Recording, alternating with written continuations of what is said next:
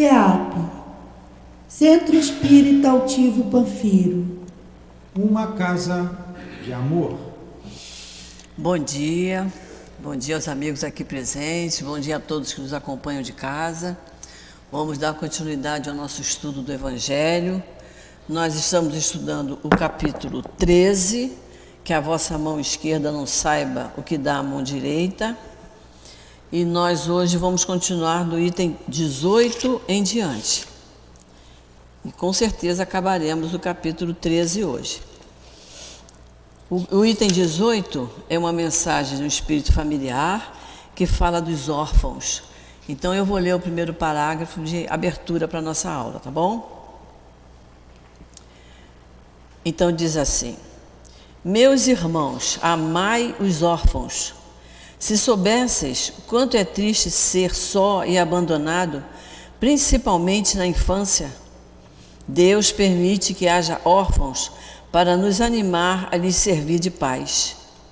Que divina caridade é de ajudar uma pobre e pequena criatura abandonada, impedir que passe fome e frio, conduzir sua alma para que ela não se dirija aos caminhos do vício. Quem estende a mão a uma criança abandonada é agradável a Deus, porque compreende e pratica a sua lei. Pensai bem que muitas vezes a criança que socorreis vos foi querida em outra encarnação. E se pudesses lembrar desse fato, a vossa atitude não seria mais caridade, porém um dever. Então vamos fazer a nossa prece. Sandra, faz para a gente. Vamos elevar nossos pensamentos, vamos pensar em Jesus, agradecer a Ele, a todos esses ensinamentos, ao amor, ao amparo que Ele tem por todos nós. Vamos pensar que nós nunca estamos sozinhos. Nós sempre temos Jesus do nosso lado. Vamos agradecer por esse domingo de paz, de tranquilidade, de estudos. Agradecer também a coluna de espírito dessa casa, que abriu a porta, nos dando a oportunidade de estudar, de trabalhar para o nosso progresso.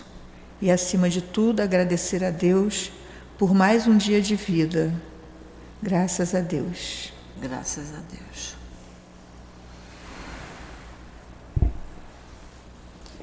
Então vamos lá. Ah, sim. Tá. O nosso querido Newton está pedindo para nós lembrarmos que no dia 6 de novembro teremos aqui na casa o nosso encontro de Jesus. Será de 9 ao meio-dia. A gente sempre chega uma meia horinha antes para a gente ir se acalmando, né? Mas vai ser muito bom. Falar de Jesus uma manhã inteira vai ser muito proveitoso para todos nós. No final, nós vamos lembrar outra vez. Essa mensagem sobre os órfãos, esse primeiro parágrafo, como tem ensinamento. Gente, olha só. Ele diz assim: meus irmãos, amai os órfãos. Aí ele lembra como é triste ser só e abandonado, principalmente na infância. Toda vez que a gente vê uma pessoa que diz: eu perdi meus pais muito cedo, é de uma tristeza muito grande. O meu pai perdeu os pais quando ele tinha 21 anos e ele relembrava sempre isso.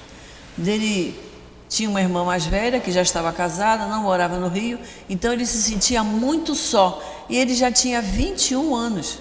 Imaginemos uma criança órfã, a tristeza, né, que a orfandade causa, né?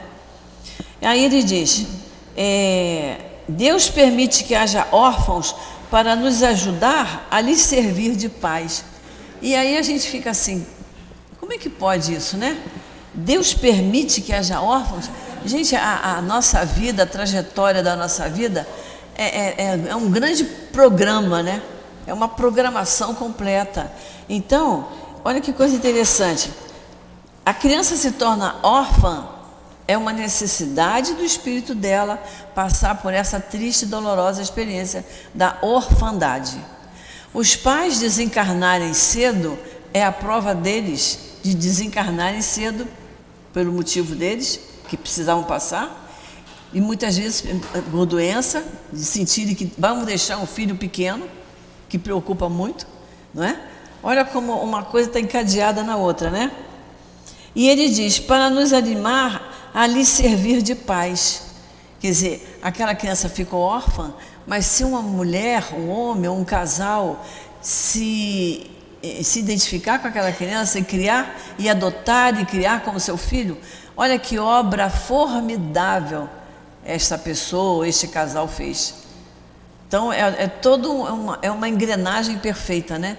Os pais precisavam desencarnar cedo, né? Aquele espírito, os dois espíritos, o pai ou a mãe. O filho precisava, o espírito daquela criança precisava passar pela experiência da orfandade, e outras pessoas precisavam passar pela experiência de criar aquela criança, né? E em geral e quase sempre traz muito benefício para o espírito daquela criança. Porque ele diz aqui, olha, a fim de que ele não se dirija para os caminhos do vício. Porque aí aquele casal, ou aquela mãe, ou aquele pai que está criando, está no papel de pai e de mãe, né? E dar educação é um dever de quem está criando, né? Depois ele diz assim, que estender a mão a uma criança abandonada é agradável a Deus, porque você está praticando a lei de Deus, que é a lei de amor. É a lei de amor.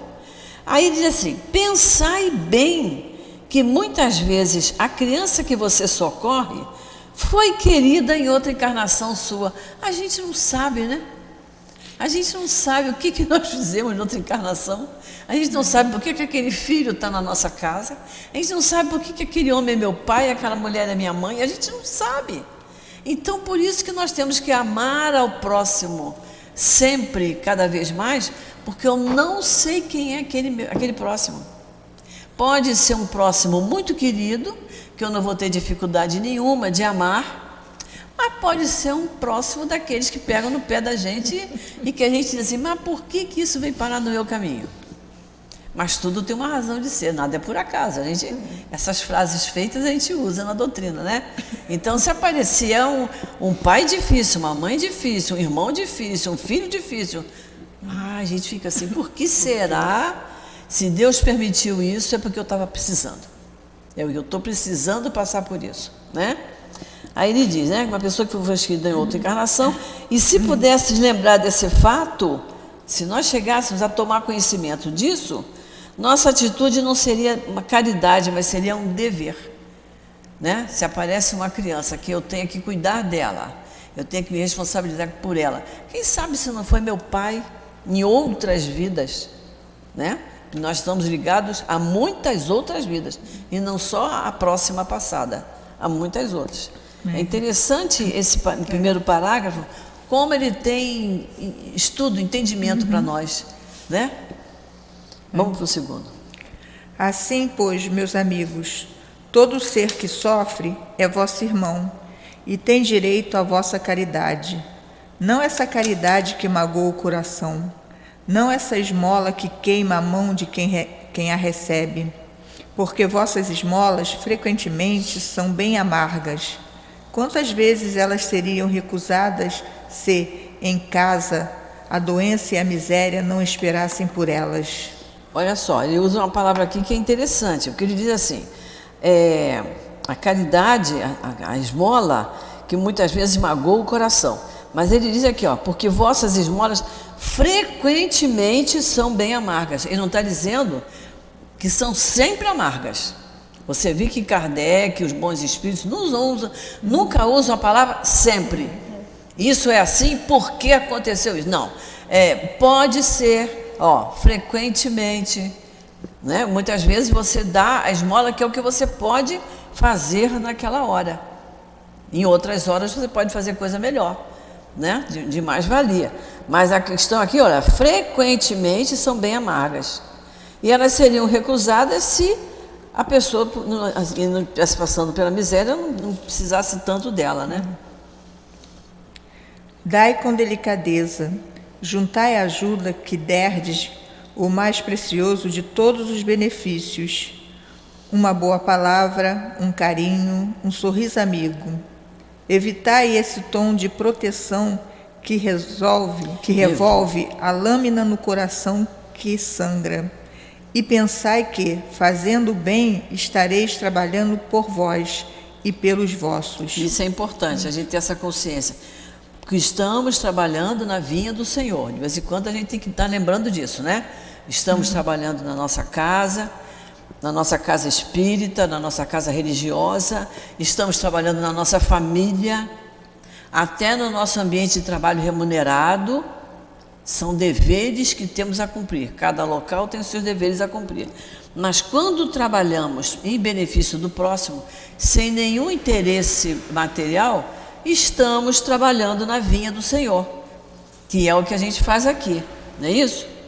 Então ele diz: estareis trabalhando por vós mesmos e pelos vossos. Então, quando agora a Sandra veio de lá da cozinha, a Úrsula veio, né? Você vem de lá também, o trabalho de evangelização, está trabalhando para as crianças, está trabalhando para os pais ali, fazendo o almoço deles, mas também está trabalhando para si próprio, né? Porque poderia estar em casa, podia estar dormindo, podia estar na praia, fazendo outra coisa, mas está trabalhando para o próximo. Que a gente entenda sempre, quando eu trabalho para o próximo, eu beneficio o próximo, mas o maior beneficiado sou eu. Eu em primeiro lugar. Agora vamos ver outro título aqui também que nos dá trabalho para pensar. Vamos lá. Benefícios pagos com a ingratidão. O que pensar das pessoas que, tendo os benefícios que fizeram pagos com a ingratidão, não fazem mais o bem, com receio de encontrar ingratos? Olha só, nós tivemos um companheiro aqui na casa que ele contava esse caso. Ele tinha um amigo que era rico, tinha muita posse, e que ajudou muito a uma pessoa que estava numa situação miserável, numa decadência completa. E ele ajudou mesmo em todo sentido, dando casa, comida, roupa, ajudando toda a família. Quando essa pessoa levantou a cabeça, passava por ele que nem cumprimentava. Aí esse companheiro nosso dizia assim: pois é, agora esquece isso e ajuda que o nosso SEAP está começando. E ele dizia: não ajudo mais ninguém. Não, aprendi a lição. Aprendeu erradamente a lição, coitado, né? Ele disse: aprendi a lição. E ele contava para a gente isso aqui: não ajudo mais ninguém, as pessoas não são gratas. Olha o que ele diz aqui: o que pensar dessas pessoas? E aí, o Espírito, que é o guia protetor, o que é que ele responde? Nessas pessoas existe mais egoísmo do que caridade, visto que fazer o bem só para receber provas de reconhecimento não é fazê-lo com desinteresse.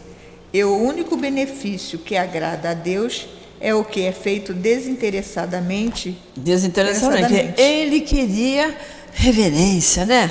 Beijar a mão, né? É isso que ele queria. Em todo lugar que fosse: olha, eu agradeço muito essa criatura, foi ele que me ajudou. Mas o outro errou, de não ter sido grato, né? E ele errou por dizer que foi a última vez que ele ajudou alguém. Então, não adiantou nada. Ele queria o agradecimento da terra. O agradecimento da terra. E perdeu a recompensa de Deus. Ele reclamou das pessoas ingratas e ele se tornou ingrato igual as pessoas que ele reclamou. Exatamente, ele se igualou. Se igualou. Nelas também existe o orgulho, porque se comprazem na humildade de quem recebeu o benefício, que deve demonstrar o seu reconhecimento aos seus pés. É isso aí que ele queria um agradecimento e para toda a vida lembrar daquilo, e a pessoa não fez. Aquele que busca na terra a recompensa do bem que fez, não a receberá no céu, mas Deus terá interesse por aquele que não a procura sobre a terra. Essa recompensa do céu é justamente o benefício que você faz ao seu espírito quando você faz o bem, não é isso? Ele diz: mas Deus terá interesse por aquele que não procura essa recompensa na terra. Fez, está feito. Fez, está feito. Isso é muito comum, sabe? Eu conheci uma pessoa que uma vez me deu roupas muito boas do marido. O marido fez o regime, emagreceu, a roupa já não estava boa. E ela dizia assim: eu só quero saber quem vai usar essa roupa. Eu digo: olha, eu não tenho a menor ideia, mas a gente deu, está dado. A casa resolve o que vai fazer com aquilo, não é mesmo? Outra vez também nos ofereceram toda uma equipe de odontologia. Para onde que vai isso? Para onde que vocês vão? Eu estou doando, mas eu quero saber. Não sei. A casa vai resolver para onde vai aqui. Deu? Foi. Não deu. Hein? Não deu. Pois é. Pois é, porque ficou pensando, o que vão fazer com os ternos do marido dela, que realmente era uma coisa de muito boa qualidade. O que vão fazer com aquilo? Não sei. Só que lá no centro que a gente trabalhava, no Leon Denis, eles tinham um bazar em Copacabana, que vendia muito bem. Então, coisas assim de mais valor, ia para lá, a gente vendia e vamos lá, pagar conta de luz, de gás, de telefone e comprar tudo para casa, né? E tinha o bazar da obra social e ainda tinha aquelas roupas das pessoas mais descuidadas. Mas lá tinha a sala de costura e tinha a lava-roupa. Então a roupa ia lavada, passada e terminada. O ficheclé, bainha, botão. E isso ia para a Fundação Leão 13. Tinha toda uma divisão sabe, das roupas, né? Mas meu marido trabalhou muito tempo no bazar de Copacabana e vendia-se muito bem. Então, certamente, os ternos do marido dela foram para Copacabana. Mas a pergunta foi essa: quem vai usar isso? Para onde vai isso? Eu falei, criatura, esquece. Esquece. Isso não é problema nosso. Então, vamos lá. É preciso sempre ajudar os fracos, mesmo sabendo antecipadamente que aqueles a quem se faz o bem não agradecerão. Sabei que, se aquele a quem prestasse um benefício esquecer o bem que recebeu, Deus o levará mais em conta do que se tivesses sido recompensados pelo reconhecimento do vosso beneficiado. Deus permite que por vezes sejais pagos com a ingratidão, para provar a vossa perseverança em fazer o bem. Não é isso? É isso mesmo. Que aquele moço que disse não vou fazer mais bem para mais ninguém, ele foi reprovado. Foi reprovado. E estamos num planeta de provas. Estamos num planeta de testes, que é a mesma coisa. Prova, teste é a mesma coisa. Não é isso? Então, se você não for perseverante, você foi reprovado. É isso que ele está dizendo aqui. Aliás, como podereis saber se esse benefício, por agora esquecido, não produzirá bons frutos mais tarde? Ficai certos de que ele é uma semente que germinará com o passar do tempo. Infelizmente, nunca vedes mais do que o presente. Trabalhai por vós, e não tendo os outros em vista. E não trabalhar por vós e não tendo os outros em vista. Eu estou lembrando também de um fato interessante. O meu marido conta que ele, em jovenzinho, garoto, ele tinha um vizinho. Tem pouco tempo isso, foi só no século passado.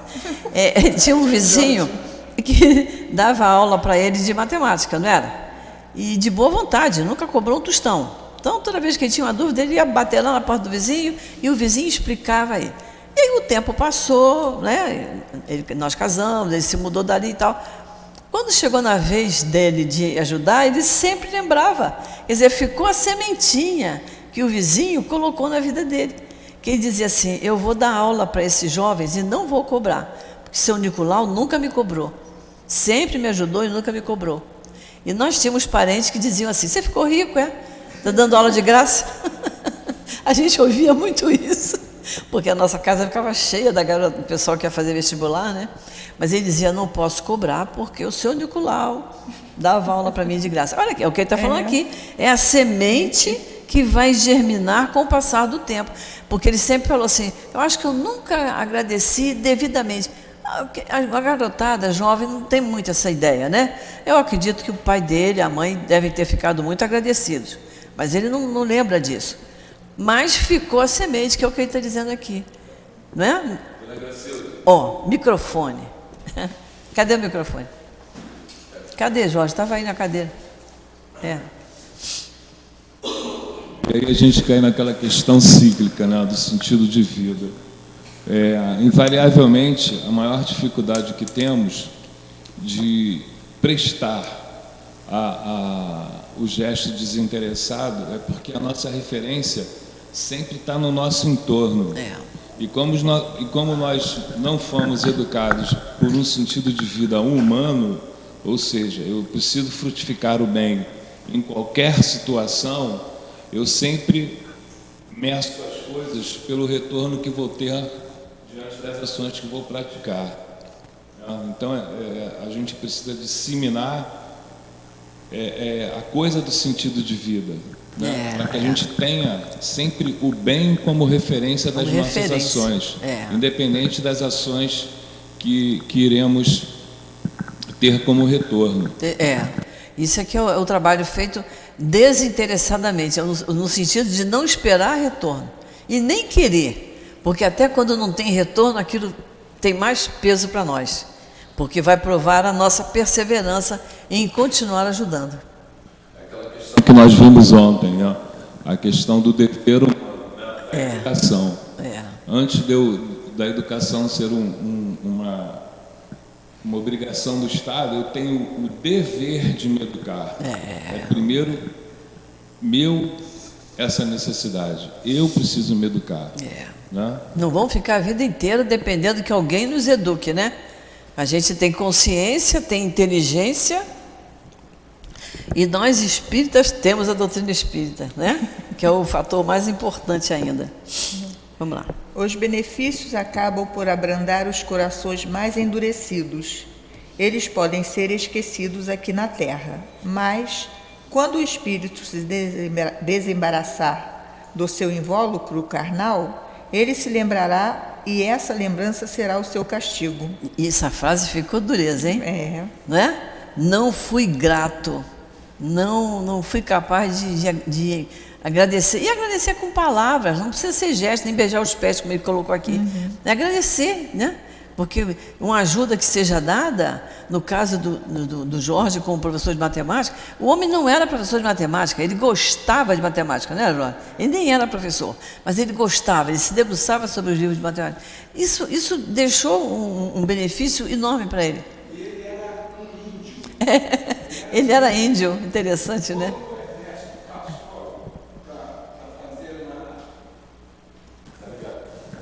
Quando o exército passou pelo Mato Grosso para fazer uma transamazônica, uma dessas grandes estradas, ele, desde o início, se aproximou dos militares e pediu para se ele puder colaborar também. Com isso, ele acabou servindo o exército, incorporaram ele no exército, e ele chegou a major. E teve 2 filhos, um médico e um economista. Que trabalho lindo esse homem fez. Muitas vezes ele era meu vizinho de colada, uma casa na outra. E crianças com 8, 10 anos, falar com isso, eu digo, não, o senhor pode me dar aula? Ele parava o papo com a gente. Ele fazia isso com prazer muito grande, muito grande. Militar baseado nos conhecimentos dele. Eu não fiz curso. Só ele me ensinava. Vamos lá, então.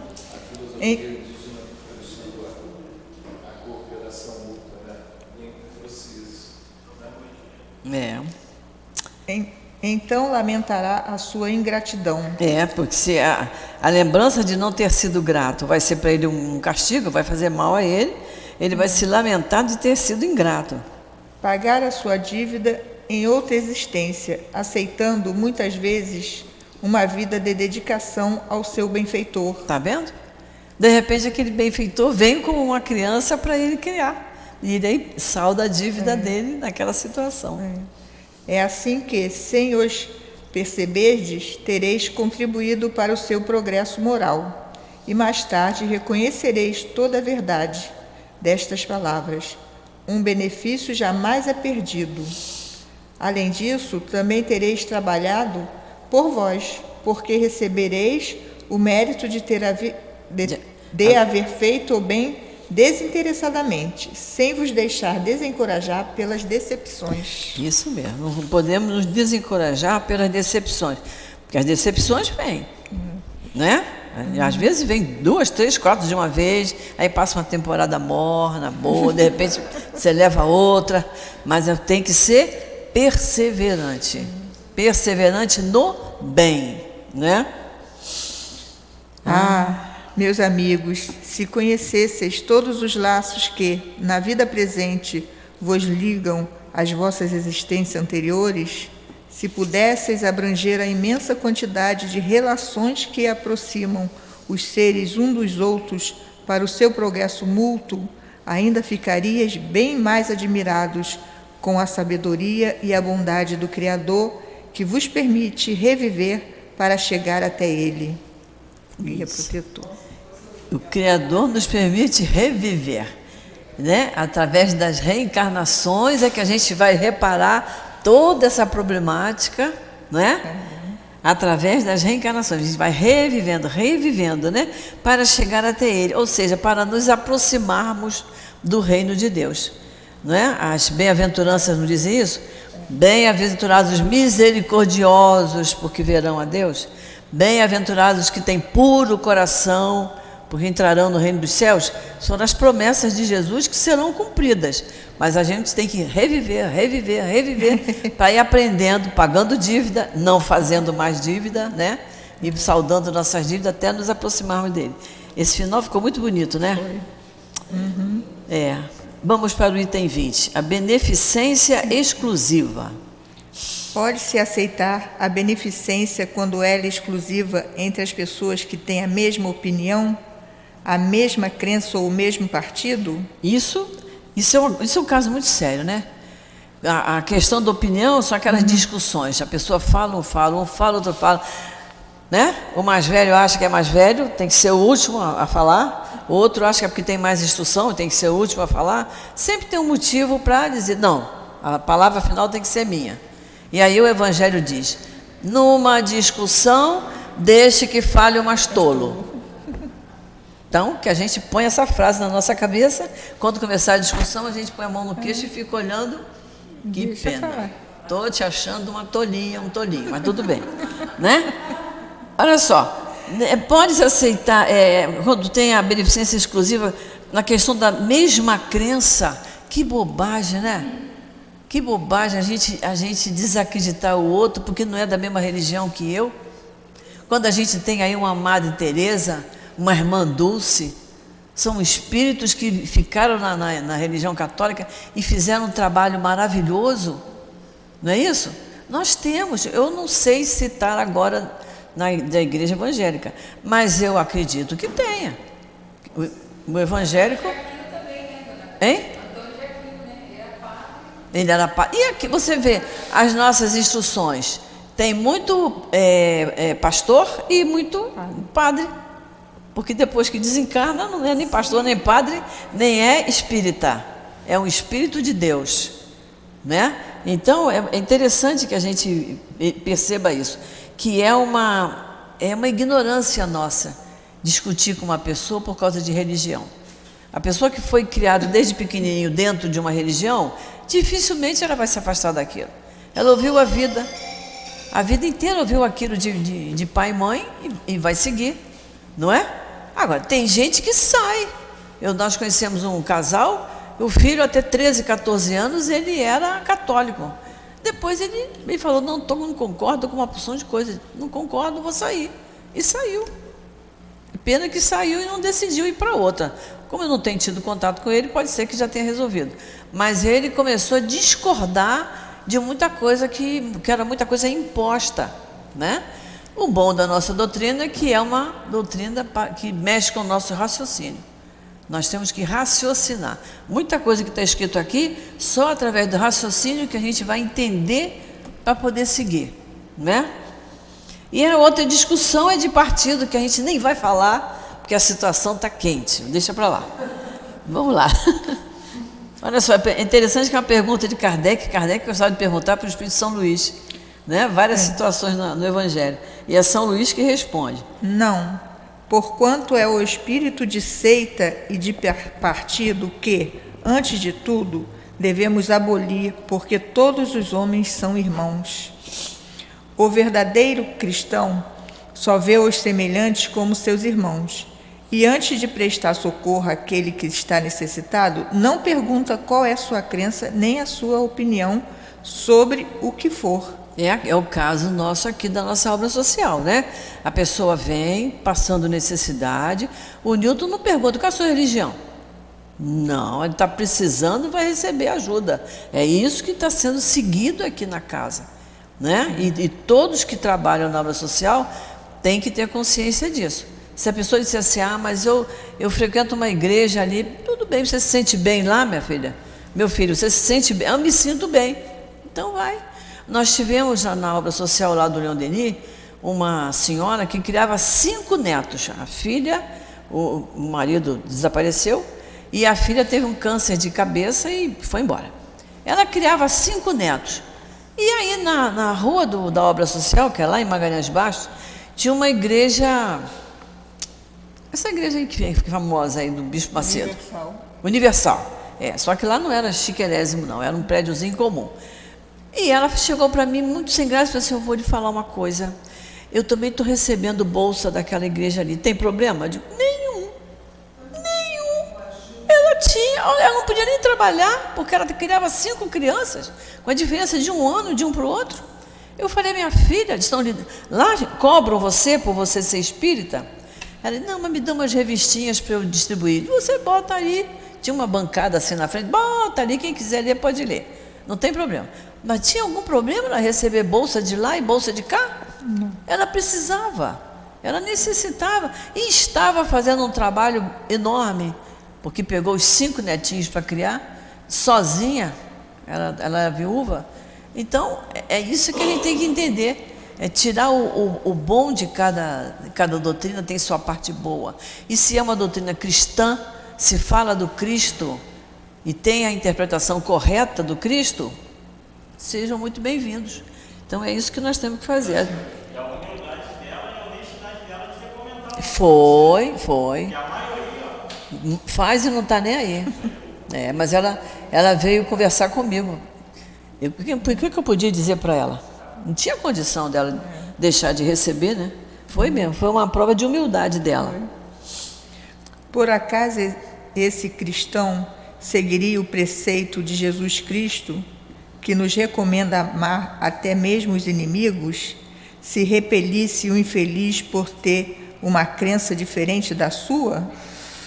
Que o socorra, portanto, sem lhe pedir satisfação à consciência, pois se ele for um inimigo da religião, esse será o meio de fazer com que ele a ame. Repelindo-o, só conseguiria que ele a odiasse. São Luís. É interessante isso, né? Isso, independente de ser inimigo, independente disso. Quando a gente vê na nossa doutrina, na nossa casa, às vezes o marido vem, trabalha, assiste às reuniões, estuda, a mulher não acompanha. E vice-versa. A mulher vem e o marido não acompanha. Eu sempre digo, gente, a gente tem que ser um exemplo. E respeitar o outro. Eu vou contar uma particularidade minha. Meu marido era católico, nós casamos e eu não tinha religião.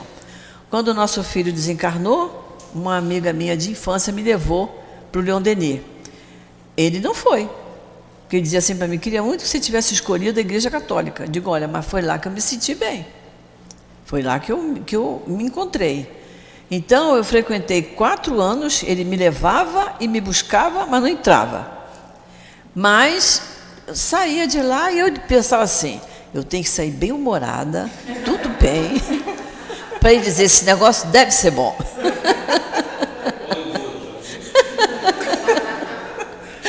Não, sabe por que eu estou contando isso? Porque na minha casa foi assim, meu pai era ateu e a minha mãe era espírita, não era tão praticante como nós aqui na nossa casa.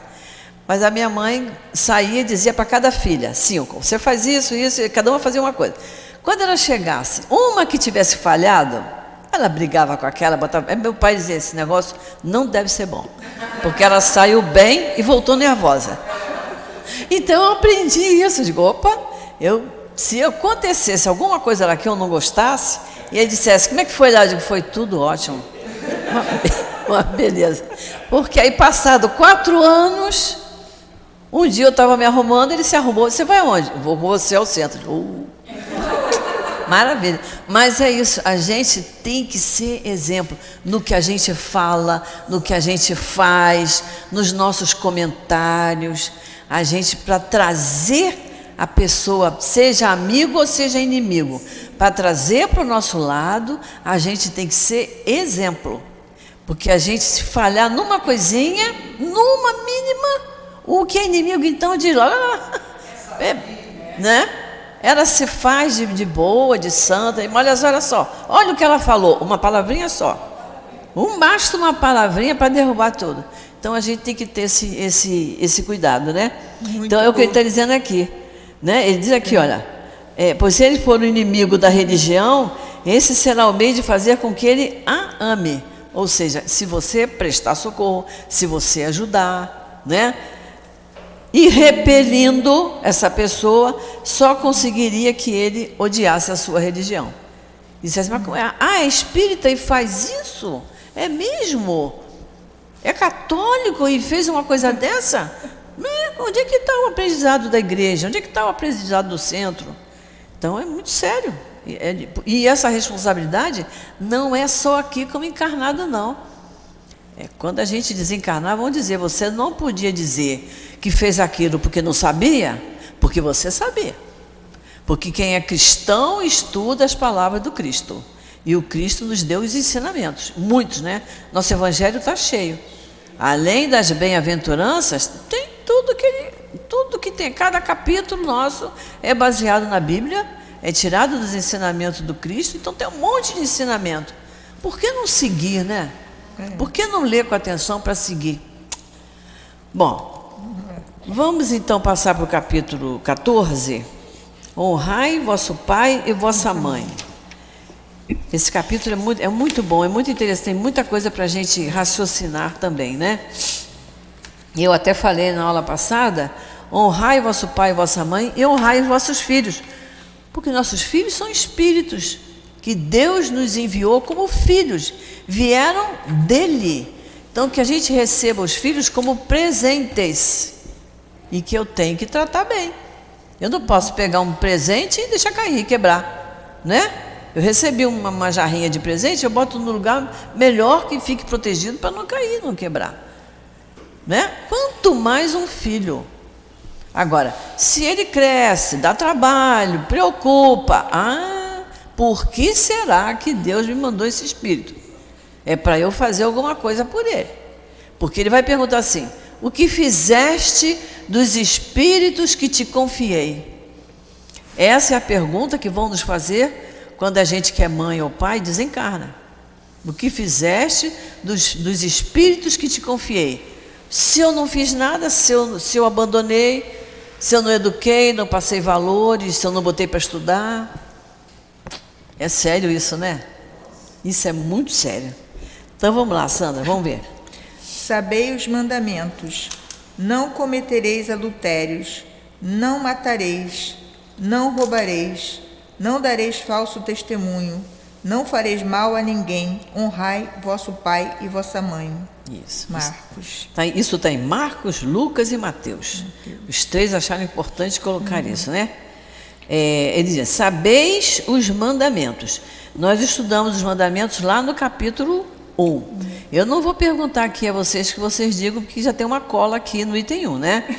Mas em geral a gente pergunta assim, você sabe quais são os mandamentos? Sei. Não roubarás, não matarás e... Não cobiçarás a mulher do próximo. Isso também, de repente toca de alguma coisa, sempre lembra, né? Mas agora nós vamos decorar mais esse, né? Honrar pai e mãe. Honrar vosso pai e vossa mãe. E o item 2.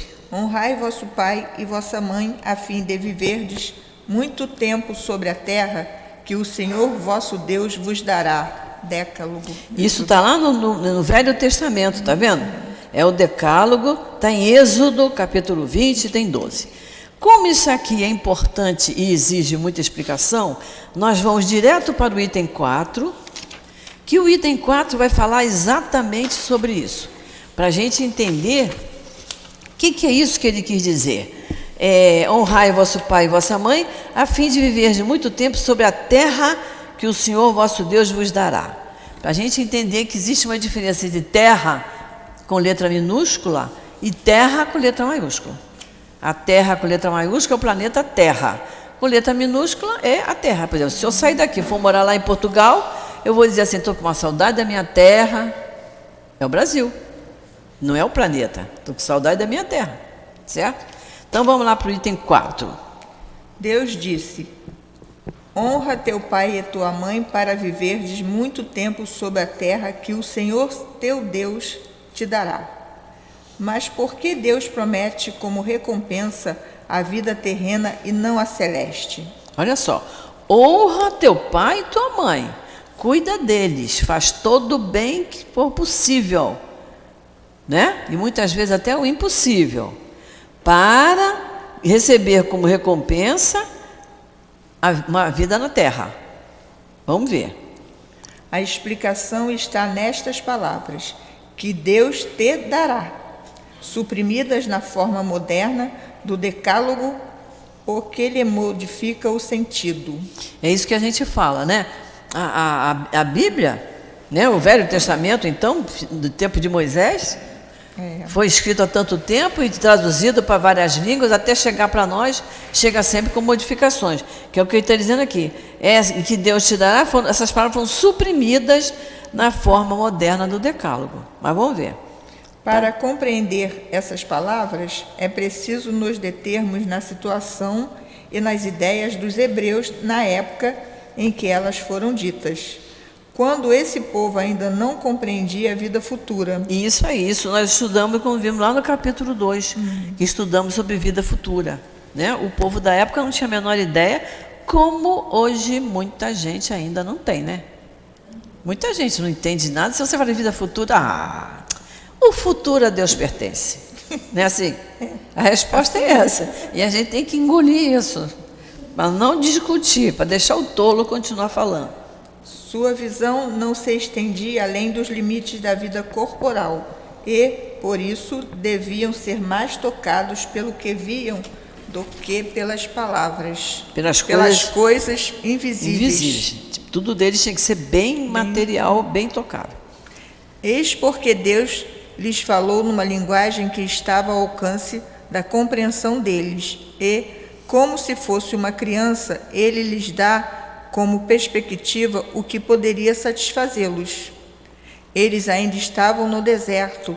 A terra que Deus ia lhes dar era a terra da promissão, o objetivo das suas aspirações, e eles nada mais desejavam, e Deus lhes diz que viveriam nela por muito tempo, isto é, que a possuiriam e respeitassem os seus mandamentos. E eles a possuiriam se respeitassem os seus mandamentos.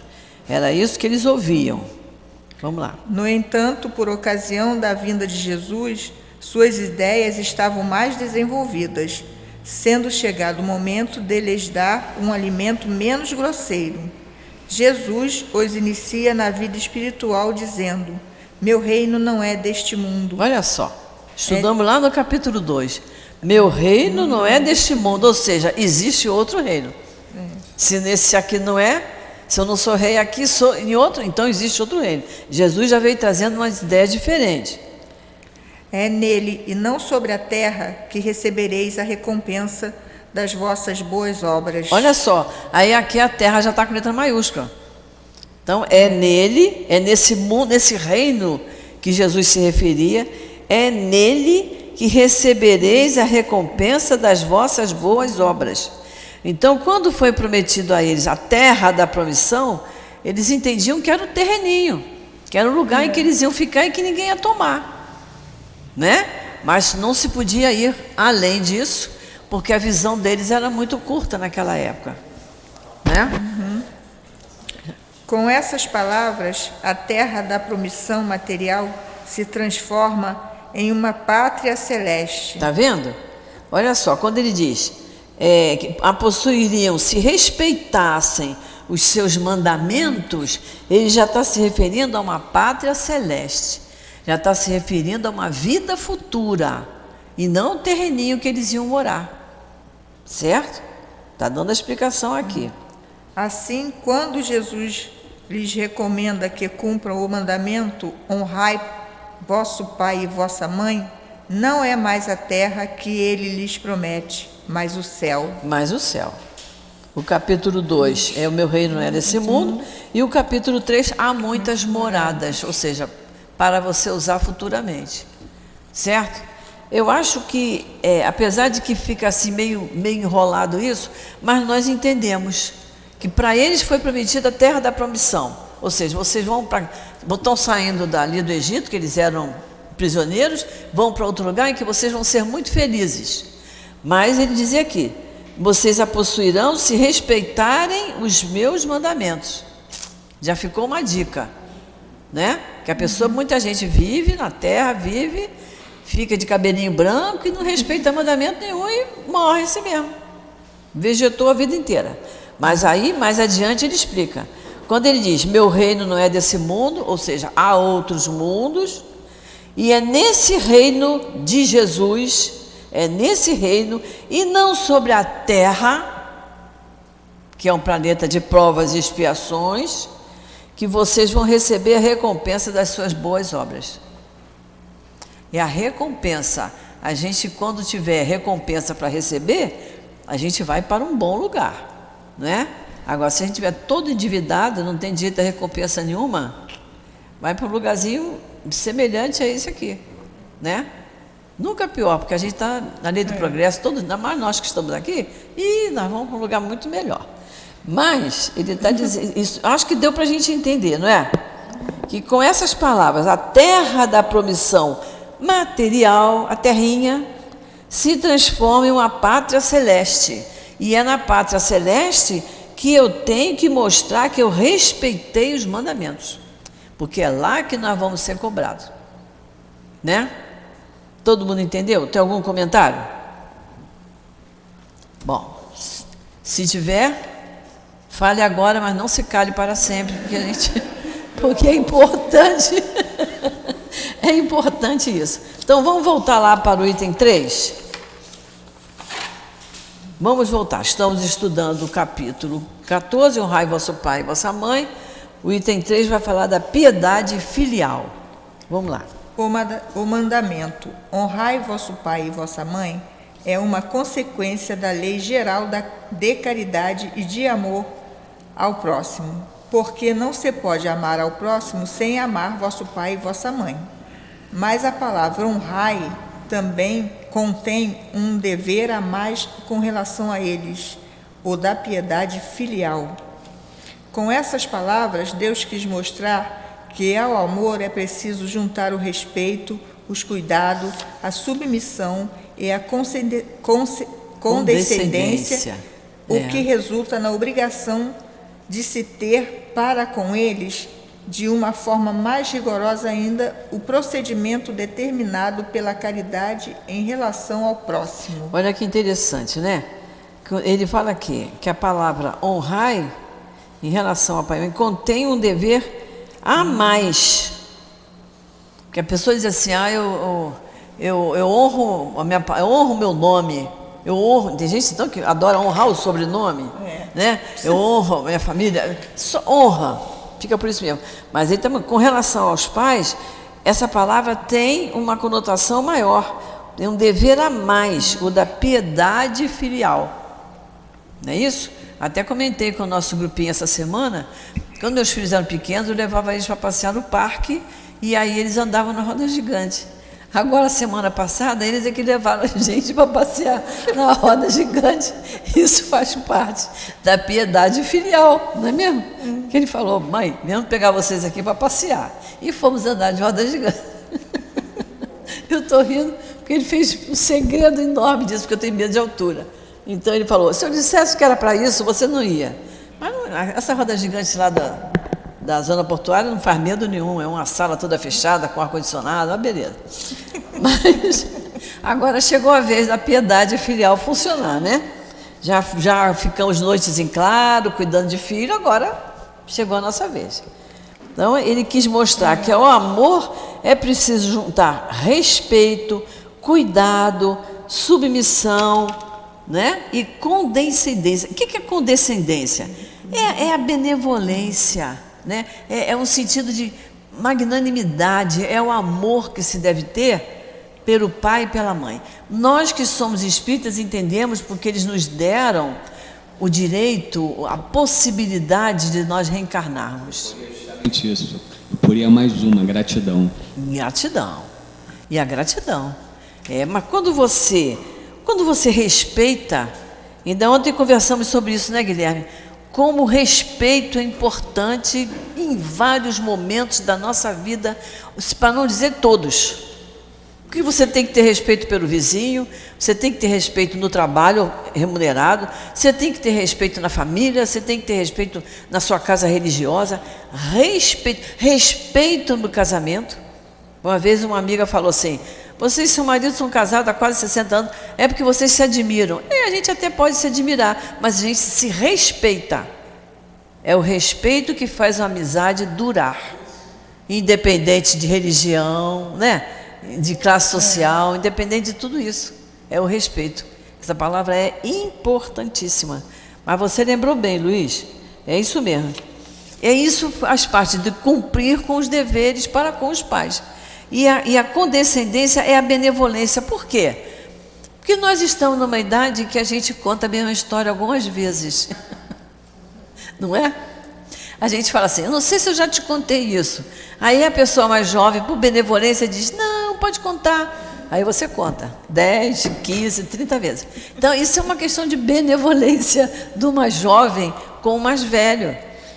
É benevolência, não é isso? Uhum. E a magnanimidade é isso, é a qualidade do espírito desse jovem, desse filho, que respeita o mais velho, por isso aceita as fragilidades dele, que a gente mais velho vai ficando mais frágil em muitos sentidos, né? Esse dever naturalmente se aplica às pessoas que estão no lugar de pai e de mãe, e que tanto mais mérito terão quanto menos obrigatório for o seu devotamento. Deus pune sempre de uma forma rigorosa toda violação desse mandamento. É muito sério, ó. Deus pune sempre de uma forma rigorosa toda violação do mandamento. Quer dizer, não foi um bom pai, não foi uma boa mãe, não cumpriu com o seu dever, vai responder por isso. Fala, Luiz. É porque a gente sabe que os laços familiares não são consanguíneos. Isso. Eles são os laços de amor, né? Por isso ele fala aqui, mesmo aqueles que estão no lugar de pai e de mãe, né? Não é consanguíneo, né? Não é filho de sangue daquele pai e daquela mãe, não nasceu daquela junção ali ou daquele amor ali, mas é um amor muito grande e a gente vê muito isso, né? Outro dia eu vi uma entrevista daquele casal que eu não vou lembrar o nome, acho que ele é Galhaço e ela não sei o que lá, Eubank, é um casal de lourinhos bonitinhos, que é Bruno, eles estavam dando uma entrevista mostrando a dificuldade que eles tiveram para adotar a primeira criança, que foi uma menina lá na África, né? Depois adotaram um menino. Mas a menina, ela contou, e ele, os dois chorando. Quando olharam a menina, ela falou para ele assim: tem que ser nossa filha. E ele falou para ela: tem que ser nossa filha. Gente, é coisa de espírito, né? Ela olhou para aquela criança e falou: é minha. E levaram 1 ano e meio para conseguir a adoção, porque as leis de lá são diferentes das leis daqui. Então, saiu a adoção por lá, mas eles não tinham ainda o direito de levar para casa. Então, ela dizia, aí eu dizia assim: a minha filha ainda está lá, com dificuldade, porque a situação era bem difícil do orfanato, né? Mas já estava no nome deles a criança, mas por causa das leis, da divergência das leis, eles levaram 1 ano e meio nisso. Já o segundo já foi mais fácil, porque eles já eram conhecidos, porque há toda uma sindicância, né? Se os pais estão cumprindo com seus deveres direitinho e tal. E a gente vê pelas crianças, pela alegria, pela carinha deles, né? Que eles botam muito no Facebook, todos reunidos, e agora tem um bebezinho, né? Depois disso tudo, ela teve um neném. Mas o amor com que ela disse que sentiu quando ela olhou aquela criança, que ela falou: é minha. É uma coisa espiritual, é uma aproximação maravilhosa, né? Por isso que ele fala aqui, mesmo aqueles que estão no lugar de pai e mãe. Honrar pai e mãe não é somente respeitá-los, é também assisti-los nas suas necessidades, é proporcionar-lhes repouso na sua velhice, é cercá-los de solicitude, como eles fizeram conosco em nossa infância. Já falamos sobre isso, né? É principalmente com os pais sem recursos que se mostra a verdadeira piedade filial. Será que cumprem esse mandamento aqueles que julgam fazer uma grande coisa só porque dão aos seus pais o essencial para não morrerem de fome, enquanto que eles mesmos não se privam de nada, colocando-os nos mais ínfimos cômodos da casa, apenas para não deixá-los na rua, enquanto reservam para si o que há de melhor e mais confortável?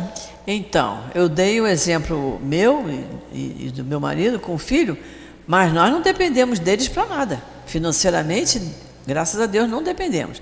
Mas ele está se referindo aqui àqueles pais que dependem. E é aí que está o cumprimento mais bonito do dever desse filho, se ele assistir os pais que estão numa situação financeira bem pior, né, do que a dele, né? Em que ele tenha talvez que se privar de alguma coisa para continuar ajudando, sustentando o pai e a mãe. Aí é que a missão é mais respeitável ainda, e quanto melhor ele fizer, maior recompensa ele receberá. Ainda bem quando não o fazem de má vontade e obrigam os pais a pagarem o tempo que lhes resta de vida com a responsabilidade de realizarem os trabalhos domésticos. Isso é mais triste ainda, né? A gente vê isso, muita mãe idosa cuidando de netos e fazendo todo o serviço da casa, quando ela já podia estar quietinha no lugar dela fazendo crochê, né? Mas ela precisa, ou porque a filha sai para trabalhar, ou porque a filha não está cumprindo o que tem que cumprir, e ela então vai suprir, né, as necessidades da casa. Então são os pais velhos e enfraquecidos pela idade que devem servir a filhos jovens e fortes? Será que a mãe lhes vendeu o seu leite quando os amamentava? Contou as noites de vigília quando eles ficavam doentes? Ou os passos que deu para lhe proporcionar tudo de que necessitavam? Muitas vezes os pais passam por necessidade para poder alimentar os filhos, né? A gente vê muito isso, a gente sabe que isso existe, né? Tem um pouquinho de feijão e de arroz, a mãe não come, o pai não come porque tem que dar para os filhos, né? E aí esses filhos crescem e estão perguntando, será que eles estão se lembrando disso? Será que eles contam com isso? Acho que isso aqui nem requer assim muita conversa, porque a gente sabe que isso existe e é muito triste, né? Não é apenas o estritamente necessário que os filhos devem proporcionar a seus pais pobres. Devem também, o quanto puderem, dar as pequenas alegrias do supérfluo, as amabilidades, os cuidados carinhosos, que são apenas os juros de tudo quanto receberam, o pagamento de uma dívida sagrada. Essa é a única piedade filial aceita por Deus. Então, dar as pequenas alegrias do supérfluo, as amabilidades e os cuidados carinhosos. Como é bom, né? Como é bom quando um filho liga para nós assim, vocês vão sair agora? Não, então vou tomar café aí. Vai tomar um café. E nós temos um filho que é muito preocupado, que ele não engorda, ele não quer engordar, né? Ele leva o café dele, é uma misturada, assim, um ovo com não sei lá o quê, e dá uma mexida e come aquele negócio, sabe? E a gente fica tomando café, conversando com ele. O café é para nós, mas ele não toma café. Mas é de uma satisfação tão grande que fica conversando com a gente um tempão enorme e nos faz um bem enorme. E aí de noite, quando nós fazemos o nosso culto, a gente agradece a Deus por aquela visita que nos fez tão bem, que faz um bem muito grande, né? Infeliz, portanto, daquele que esquece o que deve aos que o sustentaram na sua fragilidade, aos que, com a vida material, lhe deram a vida moral, aos que, muitas vezes, impuseram a si mesmo duras privações para lhe assegurar o bem-estar. Pobre do ingrato, ele será punido com a ingratidão e o abandono, será ferido nas suas mais caras afeições, algumas vezes já na vida presente, mas certamente em uma outra existência onde passará pelos sofrimentos que houver feito outros passarem. Ele fala aqui, que sustentaram a sua vida material, quer dizer, você alimentou o filho, vestiu, calçou, botou na escola, né? E a vida moral, é a educação que a gente dá, é o respeito que a gente ensinar o filho a agradecer, a pedir licença, que muito adulto não pede, né? A gente às vezes está conversando, duas pessoas passam aqui no meio, não está nem aí, né? Mas a gente ensina o filho a pedir licença, a pedir desculpa, a agradecer, é o respeito. Então, esse aí é a questão, é a educação, são os valores que a gente passa, né? É o respeito pelos outros, né?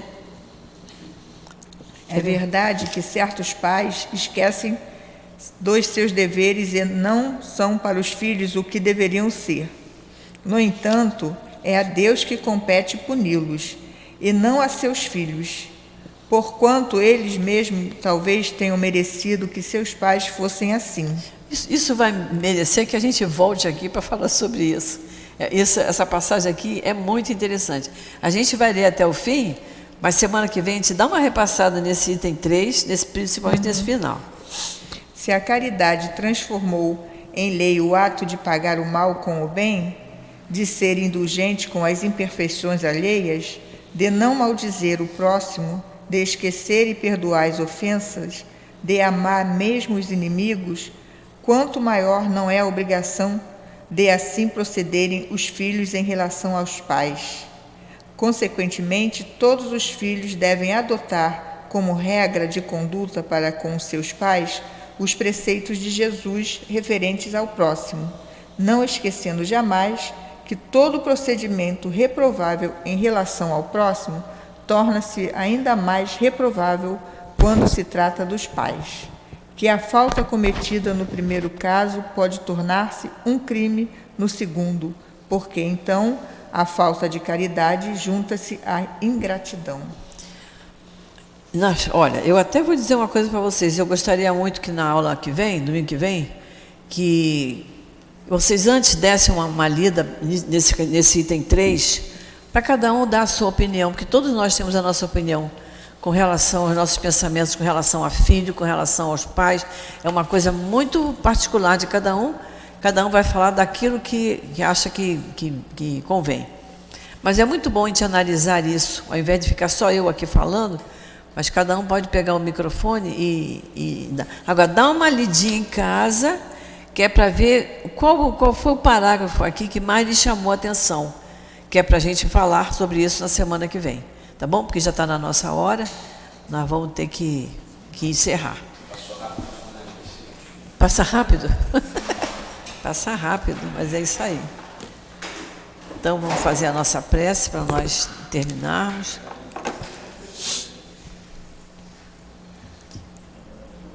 Querido Jesus, querido Espírito Emmanuel, patrono do nosso curso, nós só podemos agradecer, Senhor, por estarmos aqui reunidos nesta manhã de domingo, estudando o Teu Evangelho. Agradecemos, Senhor, pelos ensinamentos recebidos, pelos alertas que recebemos, que muitas coisas passam despercebidas para nós, mas ao estudarmos o Teu Evangelho, Senhor, nós somos alertados, nós somos intuídos a prestarmos mais atenção nos diversos papéis que nós desempenhamos na nossa vida. Então, Jesus, dá-nos força, coragem, perseverança nas nossas boas atitudes, nos nossos bons pensamentos, nas nossas melhores palavras para com o nosso próximo. Ajuda-nos, Senhor, a sermos cada vez melhores. Então, Jesus, agradecidos por tudo quanto recebemos ao estudarmos a Tua doutrina, agradecido por estarmos aqui no nosso SEAP, nesta casa de amor, onde nos sentimos tão bem, tão abraçados pelos espíritos que aqui trabalham amorosamente. Em Teu nome, Jesus, em nome desses espíritos queridos, em nome de Deus nosso Pai, que pedimos a permissão para encerrarmos o estudo da manhã de hoje. Graças a Deus.